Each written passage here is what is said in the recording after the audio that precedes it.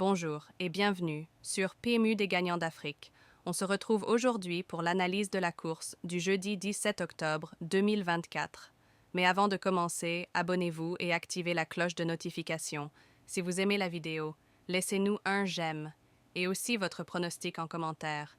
Ça nous encourage à vous donner chaque jour notre analyse. Alors commençons. 1.CE Sprinter très expérimenté disputera ici le 92e course de sa belle carrière.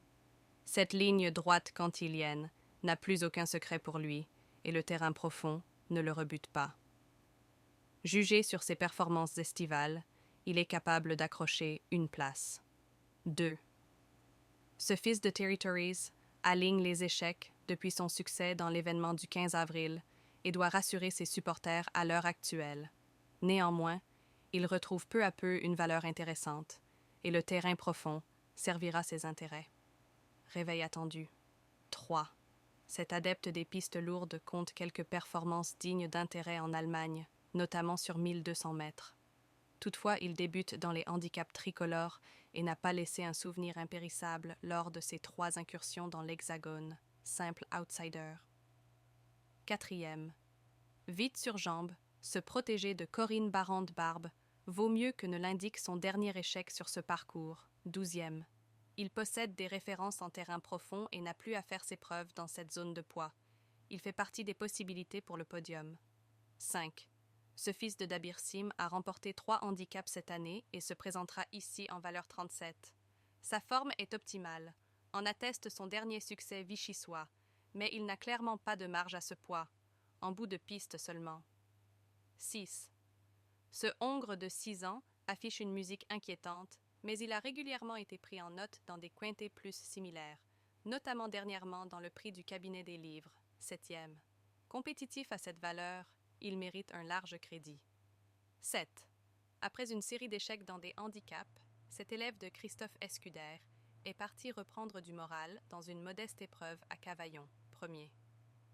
Il n'a jamais été pris à une valeur aussi basse et compte quelques références sur 1200 mètres. S'il n'est pas contrarié par le terrain très lourd, il peut surprendre. 8e, malchanceux au possible le 27 août à Dieppe, 8e. Cet attentiste a, encore une fois, mieux couru que ne l'indique le classement brut dans le prix du cabinet des livres, 9e. Il est clairement compétitif à cette valeur et peut se distinguer si la chance est enfin de son côté. 9. Cet adepte de la course en tête affiche un 0 pointé dans les quintés, plus, en 3 essais. Mais il aborde ce rendez-vous en pleine forme et a été délesté de 2 kilos depuis son échec dans la course clé du 16 septembre. À ne surtout pas négliger. 10. Très régulier au niveau inférieur, ce cheval attachant vient de renouer avec le succès après 401 jours de disette. Il s'attaque à plus forte partie ce jeudi, mais sa forme et son aptitude aux pistes profondes peuvent lui permettre de se distinguer une nouvelle fois. 11. Mise au point par Sophie Lancelot, qui connaît une superbe réussite dans les épreuves pour sprinters, ce fils de Penny's Picnic affiche toutefois 4 échecs en autant d'essais dans les quintés plus. Plus compétitif en deuxième épreuve, il sera plutôt envisagé en cas de défaillance. 12. Ce hongre de 6 ans a rapidement retrouvé la plénitude de ses moyens après un an d'absence entre avril 2023 et avril 2024. Sa dernière tentative sur ce parcours est encourageante, mais il a glané ses meilleurs titres au niveau inférieur. Dès lors, d'autres protagonistes lui sont préférables.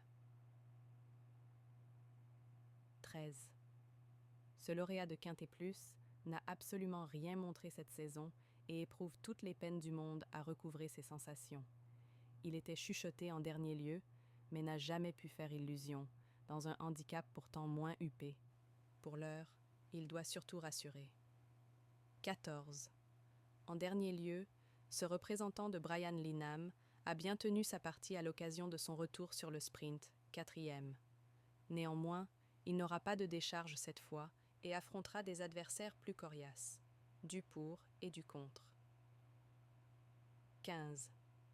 Pris en valeur 43,5 à son apogée, ce fils de Zanzibari n'a plus sa valeur d'antan, mais a conservé de beaux restes, comme en attestent ses derniers résultats. Il apprécie les pistes lourdes et a déjà gagné avec Eddie Hardouin en selle. Il peut être glissé en fin de combinaison. 16. Convaincant à ce niveau durant l'été 2023, ce protégé de Carla O'Halloran n'a cessé de décevoir ensuite. Largement dominé le jour de sa rentrée, 17e, il aura probablement du mal à inverser la tendance, même s'il a été délesté de 3 livres par le handicapeur. Alors si cette vidéo vous est plu, n'hésitez pas à nous laisser un j'aime, laissez aussi votre pronostic en commentaire. Merci d'avoir regardé cette vidéo. On se dit à demain pour une prochaine analyse.